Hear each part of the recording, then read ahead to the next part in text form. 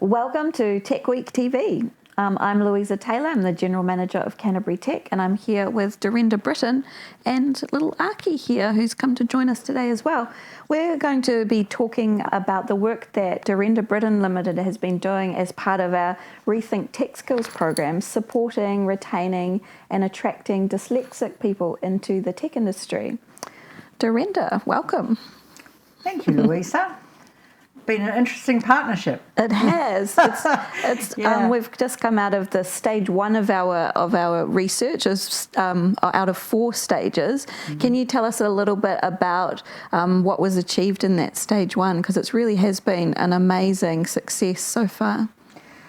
So the first stage was discovery. We pulled together 3 wonderful companies in Canterbury, Trimble, Indie and Focus.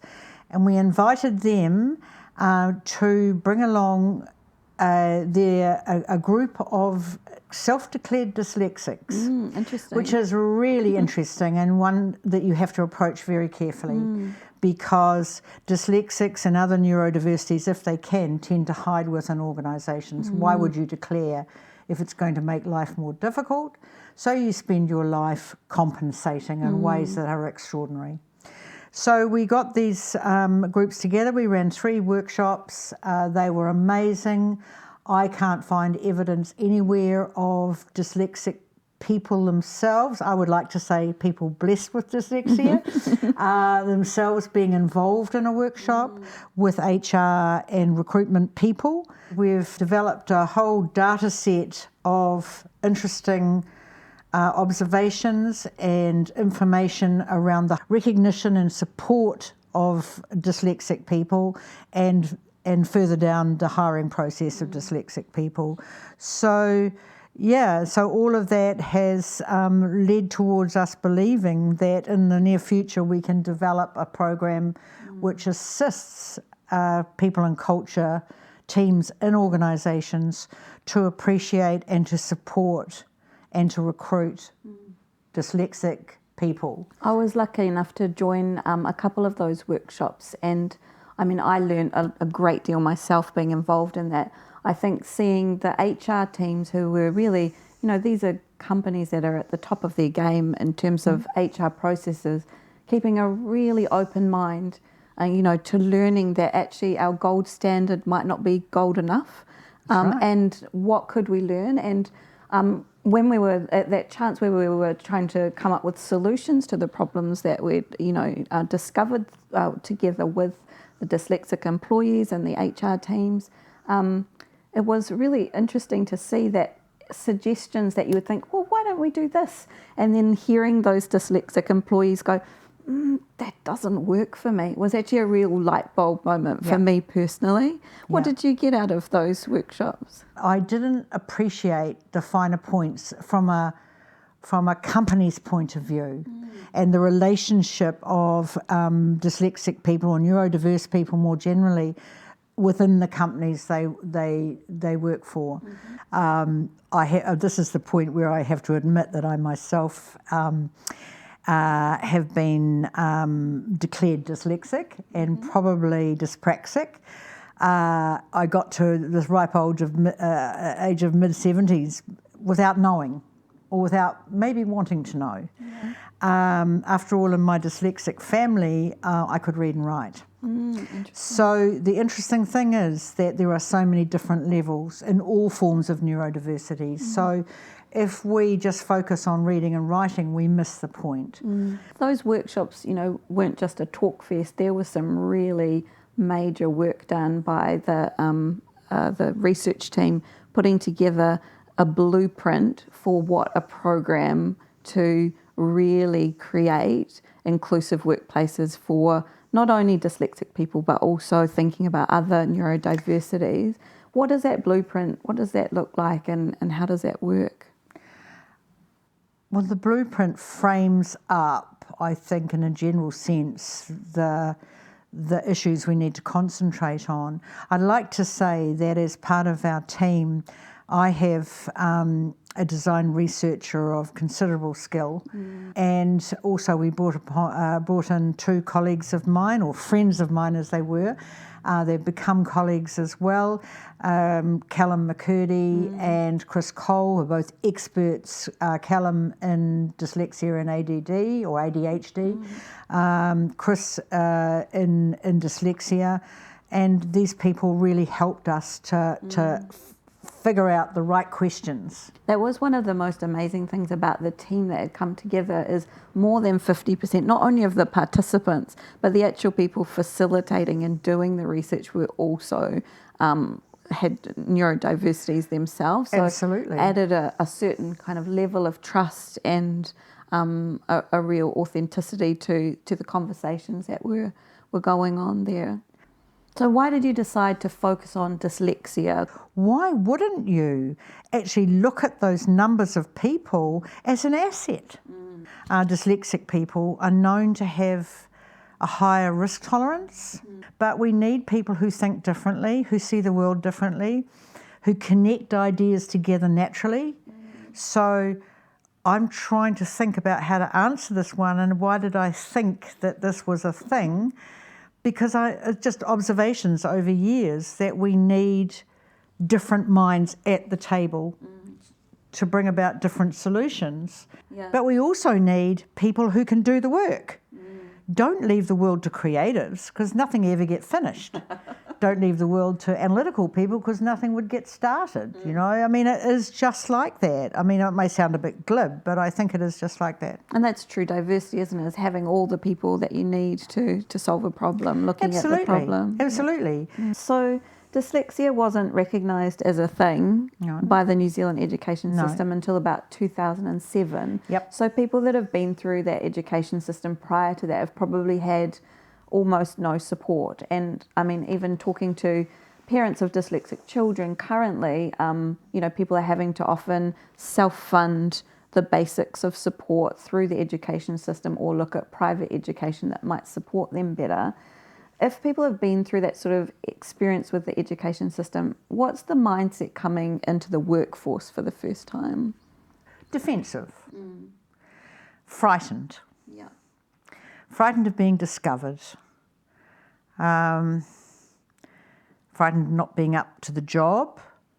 Not having access to people who complement them, easy access. So if I work for myself, I can choose where I access the skills that I don't have. But if you're employed in a large company, is that so easy? I think not. Yeah. Well, the place that we saw many dyslexics overrepresented when we were doing this research was the founder and entrepreneurial community. Why would dyslexics be so successful? My late brother was a prime example. You know, he was so dyslexic he couldn't read his own, virtually write his own name, but he was a young man, and so in the day you supported your sons to get into business. You gave them all the support you could. I mean, a common thread between some of the dyslexic entrepreneurs that we've talked to is that their parents kept looking for the right way to support them, and Absolutely. they had that wraparound support, and they succeeded in spite of all the barriers because they had that the belief, the confidence and the belief in themselves through their whānau. But we also know that there's this kind of inflection point that, you know, well supported people can thrive and have a very creative, successful career. We also have some statistics like here, 35% of dyslexic people leave school early. Yep. Dyslexics are often overrepresented in the prison system, and the problem is that we don't actually have any statistics in New Zealand. There was a bit of research done by the Dyslexia Foundation that estimated about 50% of the prison system were dyslexic. Judge Andrew Beecroft, who was the former Children's Commissioner, and I refer to this often, he made a little video for me about this problem and about the numbers of people who end up in the prison system. So I've got his estimates as well, which tie in with the estimates you suggested before.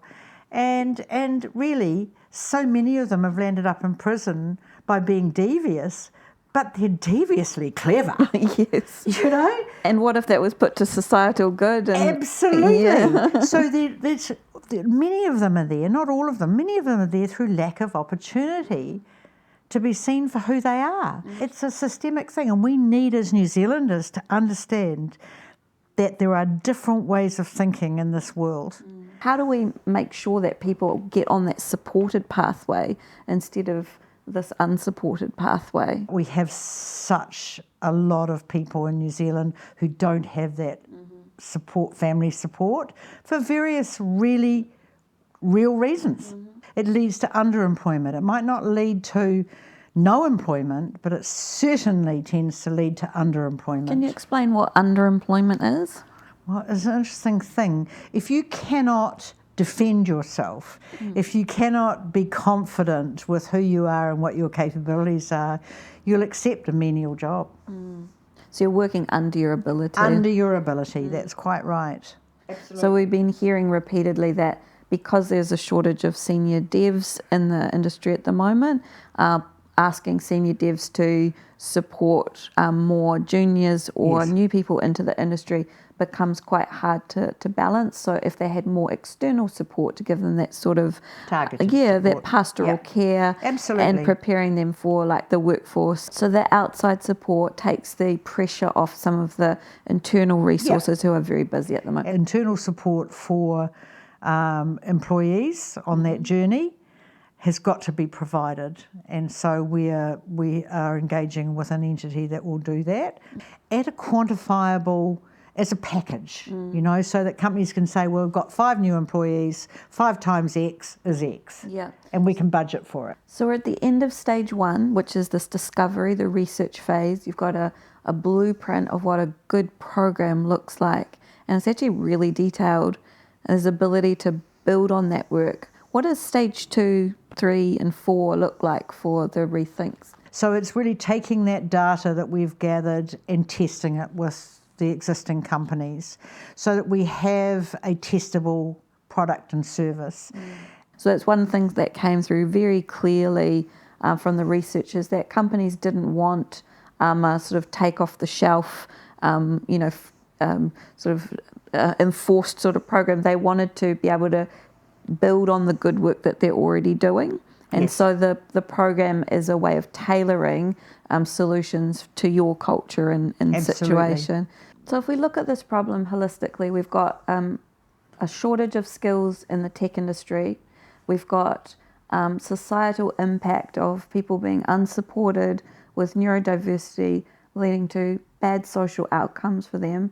But we've also got the possibility to provide amazing career pathways for creative thinkers. Absolutely. How does that fit together? I'm pretty passionate about this subject. We've put our trust in technology to take us to where we need to go.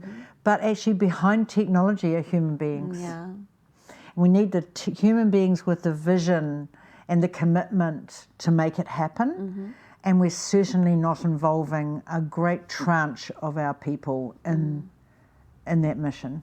So currently the program Rethink is looking for companies that are interested to go through the program, but also a national partner or sponsor to get involved in telling the story and being one of those first companies to go through that program and fly the flag for inclusion for dyslexic and neurodiverse people in our creative and innovation industries. Yeah, as part of their diversity programs. I mean, let's not say this is something different.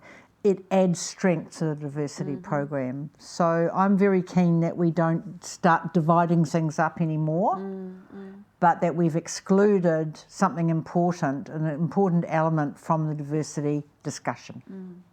So Dorenda, there's been a lot of work put in and there's some really exciting possibilities for the future moving into this stage 2, developing the program. So what should people do if they think, gosh, our organisation could really do with this. This is the kind of, next step for us in our diversity and inclusion program of work. What should they do? Contact us. Get in touch with Dorenda. We're pressing ahead with this program. We're really excited by it, and we're hoping to get the opportunity to show New Zealanders what we're capable of. Thanks so much for your time, Dorinda, and I look forward to us changing society together. Thank you.